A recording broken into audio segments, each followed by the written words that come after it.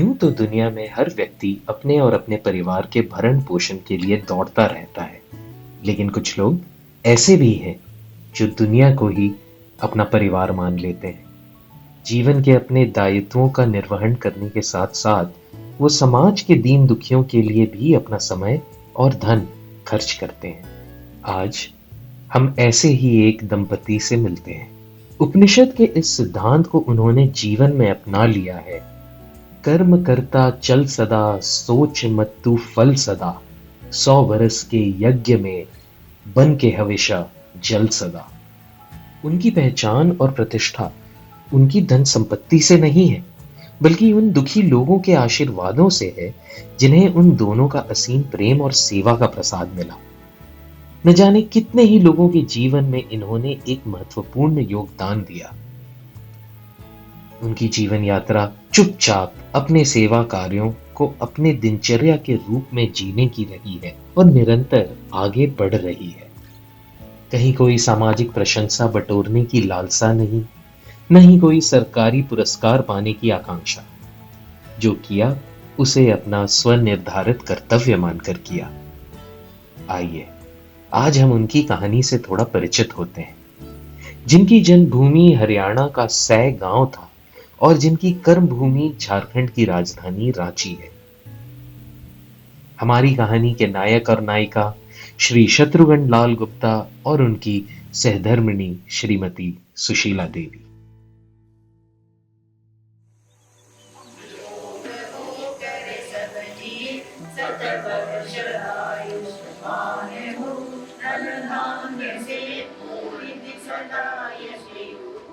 He brought a group of people together and started this old age home, which was for that time quite a visionary and futuristic project, and no one in those days could find much relevance. I think it is almost 25-year-old organization.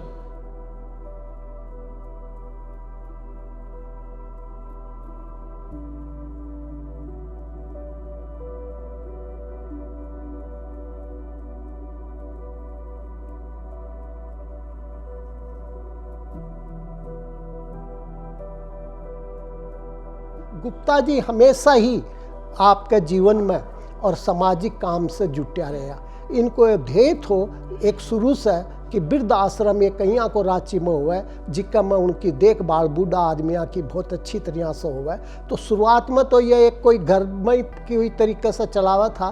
उसका बाद इन्होंने संजोग से और आरोग्य भवन में जगह मिल गई। ये आज आपका वृद्ध आश्रम की बहुत उन्नति भी कराया है और बहुत नाम भी है। रोज आते हैं तो रोज पूछते हैं कैसे हैं, तबीयत कैसा है। थोड़ा भी तबीयत खराब होने पर मालूम होने से आ जाते हैं यहाँ देखने के लिए। देखते हैं, बोलते हैं दवा खाए कि नहीं खाए। अगर दवा नहीं है तो तुरंत बोलते हैं कि भाई दवा उनको दो जल्दी। उस समय कोई दिक्कत नहीं, सब बहुत बढ़िया से चल रहा। 24 घंटे में ये 16 घंटे यहाँ बिताते हैं। इन लोगों का ध्यान बराबर आश्रम पर ही रहता है।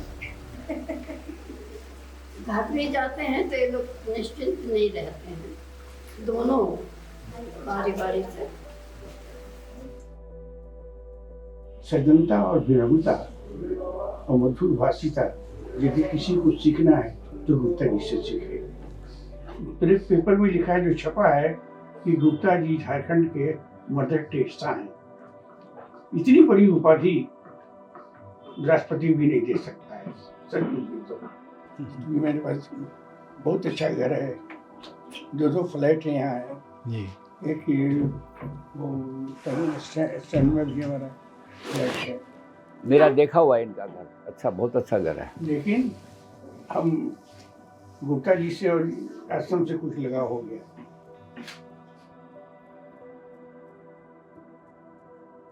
वृद्ध महिला जिनका प्रमोदा मिश्रा नाम था, पता चला कि उनकी डेथ हो गई है। उनका अपना परिवार में से कोई भी नहीं आया था और हम लोगों ने खबर किया पर नहीं आ सके। बोला कि सब कुछ दाह संस्कार, अंतिम जो भी अंतिम क्रिया होती है वो सब कुछ आप लोग करिए। और हमारे गुप्ता सर, जिनको हम लोग माता पिता कहते हैं, जब अंतिम संस्कार हुआ और उनको मुखाग्नि दी गई तो हमारे पिताजी ने ही वो मुखाग्नि दी।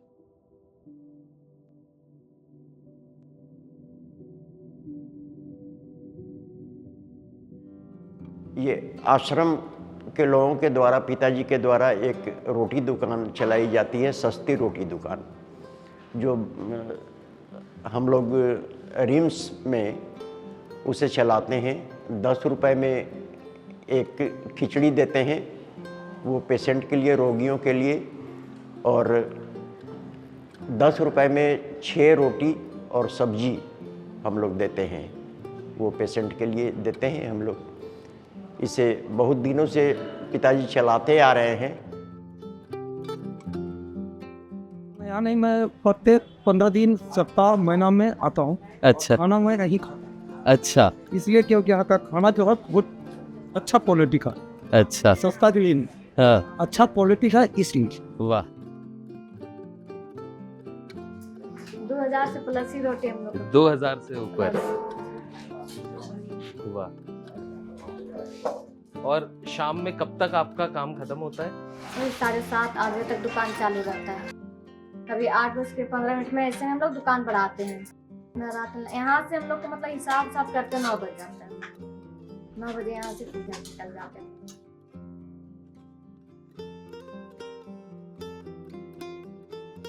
वैसे तो पिताजी की अनुमति रहती है कि उस तरह के लोग आते हैं तो आप उनको फ्री में दे दिया कीजिए। 5-10 लोगों को ऐसे भी जो बहुत लाचार दिखते हैं और एडमिट हैं वहाँ पे मरीज के रूप में, और वो आते हैं, देख करके बहुत ही तकलीफ़ होती है कि वो पैसा देने के लायक नहीं है, किसी तरह से जुटा के यहाँ पर इलाज करा रहे हैं। तो उन लोगों को हम लोग फ्री में भी रोटी खिलाते हैं, रोटी खिचड़ी जो भी खाते हैं वो खिलाते हैं। बहुत लोग ऐसे भी आते हैं कि वहाँ पे खाए, पैसा दिए, और जाते वक्त 200-500 रुपया दे कर चले जाते हैं कि आप हमारे तरफ से इतने लोगों को खिला दीजिएगा। इलाज के लिए गांव से लोग आते हैं, तो इलाज के लिए तो जैसा हम जाके आए हॉस्पिटल, इस तरह की जगह आते हैं। उनको आकर के दो चीज़ों की बहुत बड़ी दिक्कत होती है। एक तो होता फूड, उसका एक सॉल्यूशन फूड का तो ये हो गया जो अपनी सस्ती रोटी की दुकान है। दूसरा जो मेजर प्रॉब्लम है कि शहरों में ठहरने की, रहने की कोई जगह नहीं है, तो ये उसका एक सॉल्यूशन निकाला हुआ है कि एक ऐसा ये ट्रस्ट समझिए जो 200 रुपये में पर डे कमरा दे रहा है और 20 रुपये में उसको पूरे दिन भर का खाना दे रहा है। यानी 220 रुपीज़ में there stay, food, everything is taken care. इतना सस्ता कहीं मिल नहीं सकता। This is the idea of this project.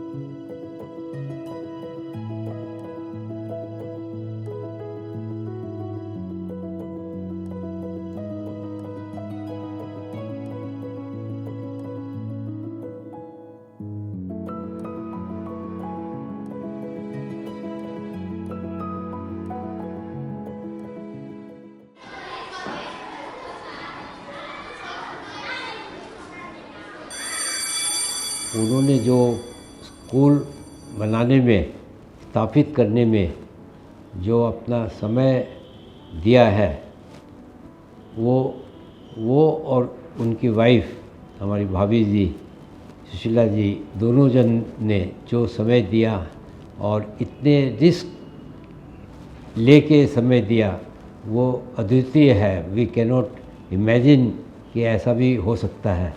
ऐसे एरिया में जहाँ की स्कूल बन रहा है, जो कि नक्सल से घिरे हुए है और ट्राइबल एरिया है, और जहाँ की सड़क भी ठीक से नहीं है, और वहाँ जाके और स्कूल बनवाना, मतलब ये मैं तो नहीं सोच सकता हूँ, कोई भी सोचने के लिए मजबूर हो जाएगा कि भी कैसे उन्होंने अपना समय और दिया। समय के अलावा सबसे बड़ी बात थी रिस्क लेना, लाइफ की रिस्क लेना। और वो इस चीज़ में कभी भी नहीं डरते थे कि भी लाइफ का क्या होगा। दोनों जन, तो मैं अकेले शत्रुघ्न जी को नहीं बोलूँगा, दोनों जन ने जो कोशिश की और स्कूल को स्थापित करने में उनका योगदान बहुत ज़्यादा रहा है। और केवल यही नहीं, उन्होंने मेरे को रांची में हमारे जो साथ में आदमी हैं हमारे साथ में, वो भी इनसे सीख रहे हैं। और हमारे आदमियों को जब भी कोई प्रॉब्लम होती है तो जाके इनसे सलाह करते हैं। और ये जो और इनकी जो सलाह होती है वो बहुत काम आती है और स्कूल ठीक ढंग से चलता है। हमें तो ये भी नहीं पता होता कि कब ये जाके आ जाते हैं और पूरा सब कुछ ठीक कर जाते हैं। अगर कुछ ठीक नहीं है तो पीछे पड़ के उसको ठीक करते हैं। ये सब चीज़ें जो है सीखने की होती है कि किस तरीके से कोई भी चीज़ को कैसे संचालित किया जाए।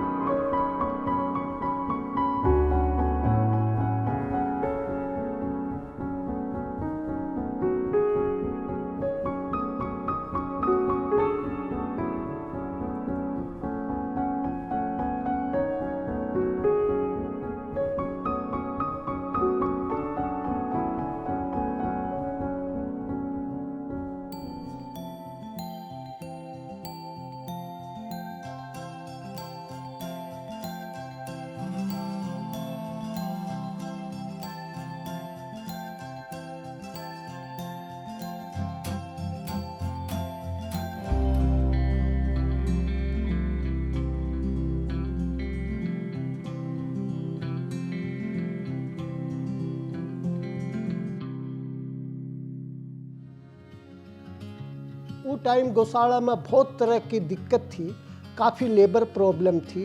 बाजार से अपना एकदम बित्ती वगैरह चंदो वगैरह आनो एकदम बंद हो गो थो। जिका नक्की चालू करा, जिका को ऊपर मंथन करके यही होगी कि भाई आपा गौशाला ने फेरू से खड़ी करा और वो कलिया आपा ने एकजुट होकर गौशाला चलानी पड़ेगी।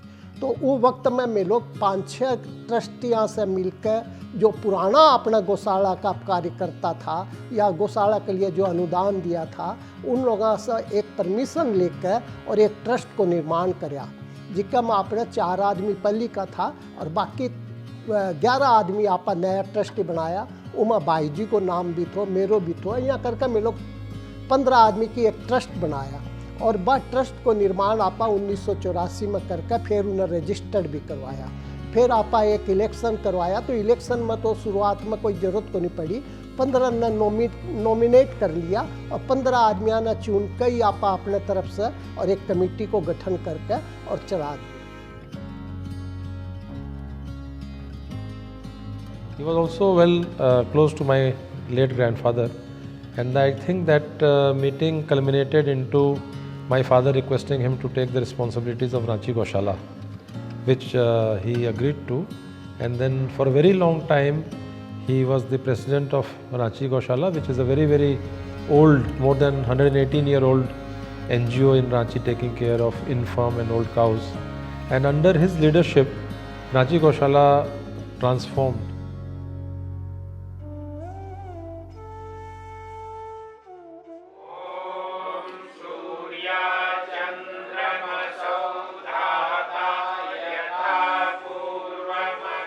पिताजी के आर्य परिवार से होने से इनके संस्कार आर्य समाज के प्रति इतने लगाव बढ़ गया कि इन्होंने पूरा आर्य समाज के प्रसार का जिम्मे ले लिया। और ये परोपकारी सभा में कई पदों पे रहे। दयानंद सेवा आश्रम संघ का काम पूरा देख रहे हैं, DAV स्कूल का काम देख रहे हैं और उसके साथ साथ वो कल्याण के कई कार्य कर रहे हैं जो कि आर्य समाज के सामाजिक परोपकार के कार्यों में उनको गति दे रहे हैं। आर्य समाज बैकग्राउंड से हैं, इनका आशीर्वाद मिलते रहता है। हम लोगों ने कई संस्थाएं इनके साथ जो है शुरू की और चल रही है। और सौभाग्य ऐसा है कि नफ्स स्वार्थ समाज सेवा कैसे होती है, कैसे किया जाता है, कैसे लंबे समय तक रहता है, वो इन्हीं से सीखने की बात है।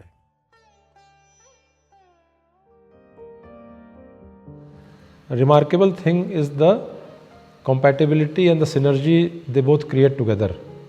Normally in society we find that either one of the partner is more involved in social service, other person is taking care of the home or taking care of the business.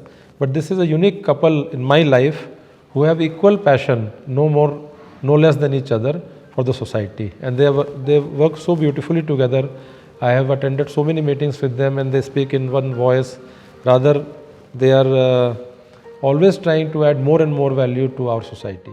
उन्होंने समाज के लिए जो किया है, तो मैं ये कह सकता हूँ कि ये दोनों ही एक इंस्टीट्यूशन के रूप में मिल के काम कर रहे हैं और समाज को बहुत कुछ दे रहे हैं। रांची में मैं किसी से भी बात करता हूँ, हर कोई उनको जानता है, हर कोई उनकी सराहना करता है और उनके कार्यों की सराहना करता है।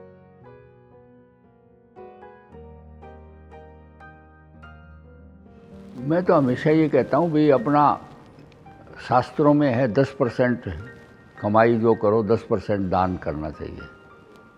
आप 10 नहीं करो, 5 करो, 2 करो, 1 करो, लेकिन कुछ न कुछ दान ज़रूर निकालना चाहिए।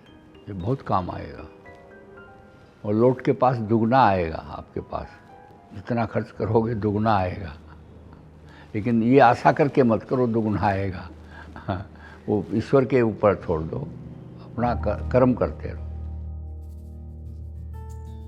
देखा आपने हमारे नायक और नायिका के कार्यकलापों को। संभवतः आपको लगे कि इसमें विशेष क्या है, वृद्धाश्रम हो या सस्ती रोटी या फिर बीमारों के लिए सस्ता प्रवास। इन कार्यों के लिए धन देने वाले तो बहुत होंगे, लेकिन अपना तन, मन और धन देकर सब कुछ एक व्रत की तरह निभाना, ऐसे उदाहरण कहाँ मिलेंगे। ऐसा जीवन दर्शन बहुत दुर्लभ है इस संसार में। ऐसी जीवन शैली है गुप्ता दंपति की। आज जब हम सब इस फिल्म को देख रहे हैं, हमारे नायक श्री शत्रुघ्न लाल गुप्ता अपने जीवन के 90 वर्ष पूरे कर चुके हैं। सुशीला जी भी उनके पीछे पीछे हैं। आज भी दोनों कटिबद्ध और समर्पित हैं अपने मिशन के लिए। इनके साथ जुड़ा है इनका समस्त परिवार, जो प्रत्यक्ष या परोक्ष रूप से इनकी सभी गतिविधियों में भाग लेता है। ईश्वर उनकी उम्र 100 साल से भी अधिक बनाए, ताकि ये इसी तरह हम सबके प्रेरणा स्तोत्र बने रहे। श्रद्धा से हम इन्हें नमन करते हैं।